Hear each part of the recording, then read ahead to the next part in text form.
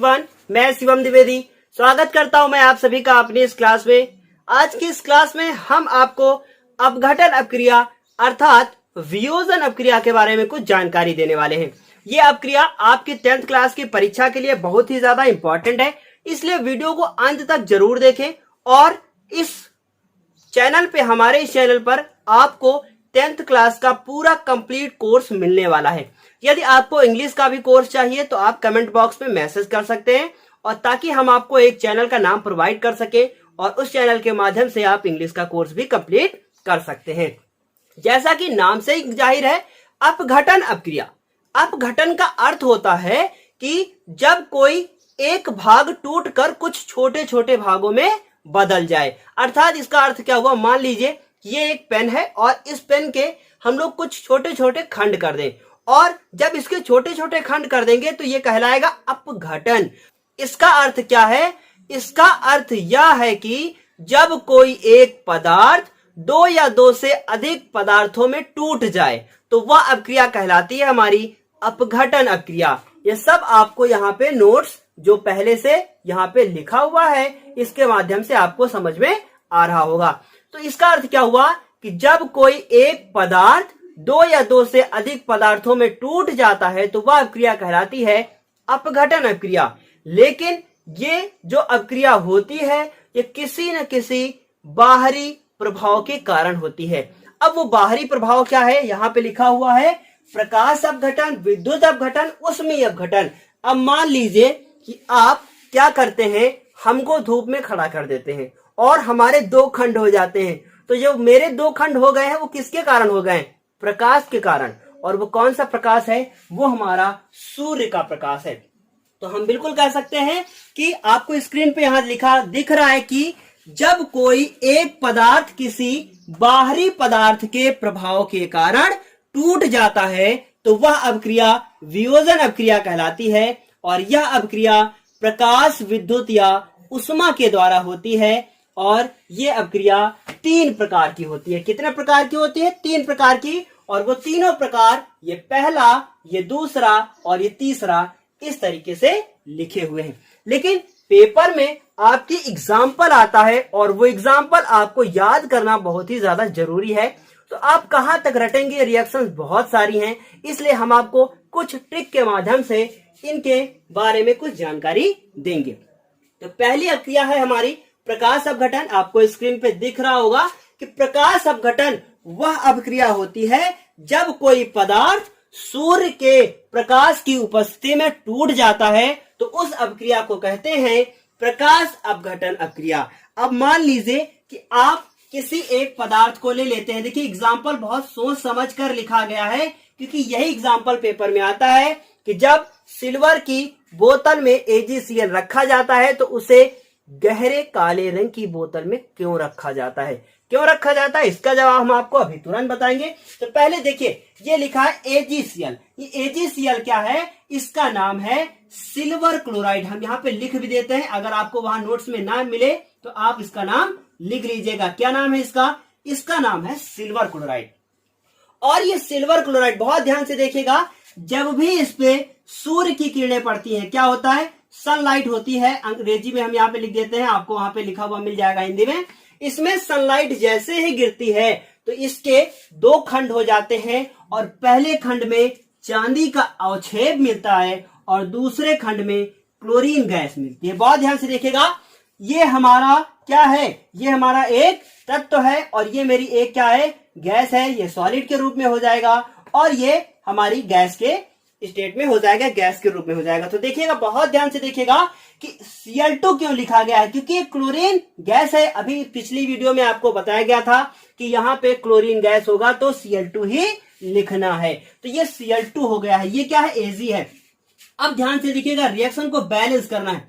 मैंने आपको reaction balance करना बिल्कुल एक कोई ऐसा वीडियो नहीं बनाया है जिसमें आपको सिखाया जाए, लेकिन हम दावा करते हैं कि आपको रिएक्शंस के माध्यम से जरूर बैलेंस करना सिखाएंगे। तो ये लिखा है Ag, ये लिखा है Cl2। तो ये Ag एक बार, यहां भी कितनी बार? एक बार। लेकिन Cl2 कितनी बार? Cl2 2 बार है, तो यहां भी हमको 2 से गुणा करना पड़ेगा। बहुत ध्यान से देखिएगा, वहां नोट्स तो आपको मिल ही जाएगा। तो ये क्या है? AgCl, यहाँ क्या है? Cl2।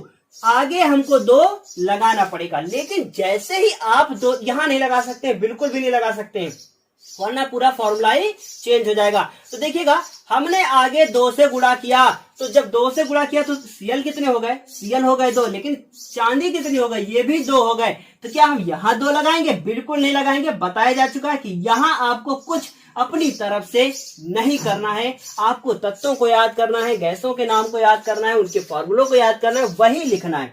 तो क्या बताया गया? Ag कितनी बार? 1 बार यहाँ, 2 बार यहाँ, तो आगे क्या लगा दिया?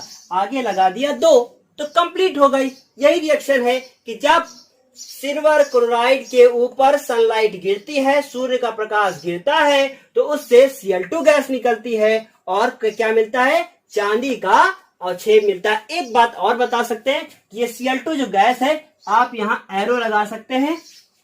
एरो से क्या पता चलता है? इससे पता चलता है भाई जो भी है ना वो ऊपर जा रहा है, तो मतलब क्या है? ये क्लोरीन गैस है और ये बनने के बाद उड़ गई, तो ये क्या हुआ? इस तरीके से आपको प्रकाश अपघटन अपक्रिया बता दी गई है। दूसरी अपक्रिया है हमारी विद्युत अपघटन अपक्रिया। अब बहुत ध्यान से देखिएगा, विद्युत अपघटन अपक्रिया बहुत आसान है। अभी हमको सूर्य में खड़ा किया गया था, बिजली का तार लगा दो। क्या हुआ कि जब किसी पदार्थ को 2 हिस्सों में तोड़ना हो और उस अपक्रिया का नाम क्या देना हो? विद्युत अपघटन, तो उसमें सनलाइट डाल दो, सॉरी क्या डाल दो? बिजली का तार डाल दिया जाए। लेकिन ऐसे कैसे हो जाएगा? तो हम आपको बताना चाहेंगे, आप नमक के पानी का घोल ले लीजिए। क्या ले लीजिए? नमक के पानी का घोल ले लीजिए, उसमें 2 तार डाल दीजिए, एक प्लस का दूसरा माइनस का, अर्थात एक कैथोड का दूसरा एनोड का। तो इस प्रकार की अपक्रिया कहलाती है विद्युत अपघटन अपक्रिया। इसके बारे में ज्यादा डिटेल में नहीं जाएंगे, अभी आपको फिर से ये 4th चैप्टर में मिलेगा, जिसमें आप धातु कर्म के बारे में पढ़ेंगे। तो इस तरीके से विद्युत अपघटन अपक्रिया क्या हुई कि जब कोई पदार्थ विद्युत के कारण टूट जाता है तो उसे विद्युत अपघटन अपक्रिया कहते हैं। उदाहरण के तौर पे आप लिख सकते हैं NaCl। ये क्या है? ये है हमारा सोडियम क्लोराइड। नाम शायद मैंने उधर नहीं लिखे हैं, आप नोट्स में जरूर लिख लीजिएगा। क्या नाम हो गया इसका? Sodium chloride. और ये सोडियम क्लोराइड को हम लोग नमक भी कहते हैं, तो ये बन गया नमक। अब क्या हुआ? इसमें हम लोगों को क्या प्रवाहित करना है? विद्युत। विद्युत का मतलब बिजली का तार। तो बिजली का तार, भाई गाना कोई नहीं गाना, तो बिजली हो गया, ये क्या हो गया? विद्युत हो गया। तो Na हो गया, तो क्या टूटा?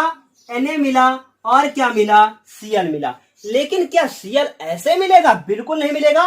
देखिए, रिएक्शन जब होगी तो उसमें Cl आयन बनेगा, फिर उससे क्लोरीन बनेगी, तो वो अलग चीज है। लेकिन यहां आपको क्लोरीन गैस मिलेगी, यानी क्या मिला? Cl2 मिला। और ये Na हो गया, Na हो गया, Cl हो गया। अभी आपको बताया गया था कि जब भी यहां 2 से गुणा करेंगे, यहां 2 से गुणा हो जाएगा। एक और एग्जांपल आप लिख सकते हैं, यहां लिख सकते हैं 2K। देखिए, Na और K दोनों की वैलेंसी 1-1 होती है प्लस में, तो आप इसको भी लिख सकते हैं एक और एग्जांपल के थ्रू। विद्युत यहां लिख सकते हैं, यहां लिख सकते हैं 2K प्लस Cl2। तो चाहे आप ये लिख लें, चाहे आप ये लिख लें, मैंने नोट्स में आपको ये लिखकर दिया है। तो क्या हुआ कि सिल्वर क्लोराइड, सोडियम क्लोराइड, जिसे क्या बोलते हैं? नमक बोलते हैं। जब ये टूटेगा तो सोडियम धातु बनेगी, और कौन सी गैस बनेगी? क्लोरीन गैस बनेगी। जितने भी एग्जाम्पल हमने आपको बताए हैं, यही एग्जाम्पल आपकी बोर्ड परीक्षा में पूछे जाते हैं। जब भी 4 नंबर की, देखिए क्या होता है, ये दे दिया जाएगा, ये दे देंगे, यहाँ फिल इन द ब्लैंक्स, ये फिल इन द ब्लैंक्स, वो 4 नंबर के हो जाते हैं। या कह देंगे क्या होता है जब सिल्वर क्लोराइड के ऊपर सनलाइट डाली जाती है, तो ऐसे रिएक्शन आती है। तो इस तरीके से आप तैयार कर लेंगे। उम्मीद है ये दोनों रिएक्शन समझ में आ गई होगी।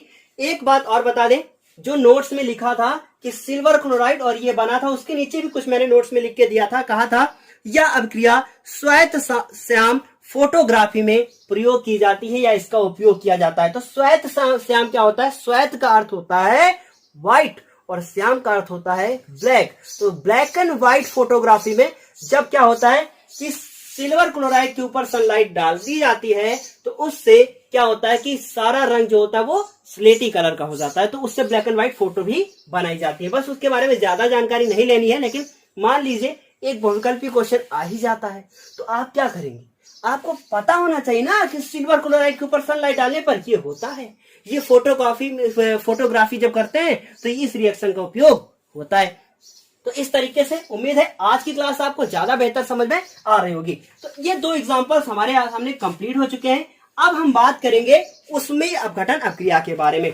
तो ऊष्मीय अपघटन अपक्रिया तो क्या लिखेंगे, जब कोई पदार्थ उष्मा के कारण टूट जाता है। किसके कारण टूट जाता है? उष्मा के कारण टूट जाता है, तो उस अपक्रिया को क्या कहते हैं? ऊष्मीय अपघटन अपक्रिया कहते हैं। इसका भी एग्जांपल लिख लेते हैं। नोट्स में आपके सामने लिखा है CaCO3। देखिए बहुत सारे बच्चों ने हमें अपनी कॉपी चेक कराई, तो क्या हुआ कि O को स्मॉल बनाया है। तो हम फिर आपसे कहना चाहेंगे इस बार O को स्मॉल ना बनाइएगा आप, क्योंकि जैसे ही O को स्मॉल बनाएंगे क्या हो जाएगा? पिछली क्लास में बताया गया क्या हो जाएगा? ये हो जाएगा, शायद इसी क्लास में बताया गया या पिछली क्लास में, ये हो जाएगा कोबाल्ट। आपको क्या रखना है? O को कैपिटल रखना है, बहुत ध्यान से देखिएगा।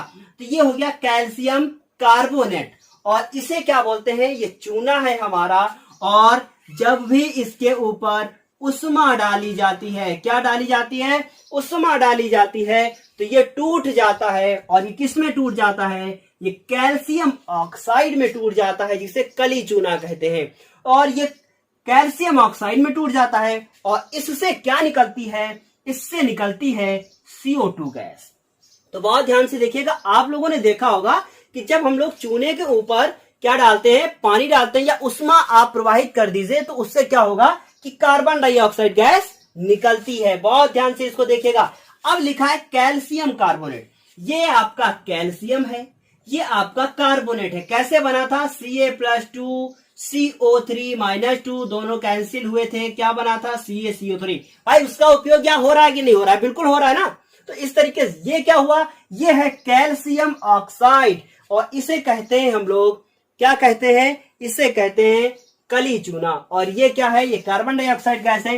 भाई एरो बना दीजिए, इससे क्या प्रतीत होता है? गैस बनी और फुर्र से उड़ गई। इस तरीके से आज की क्लास यहीं पे समाप्त होती है।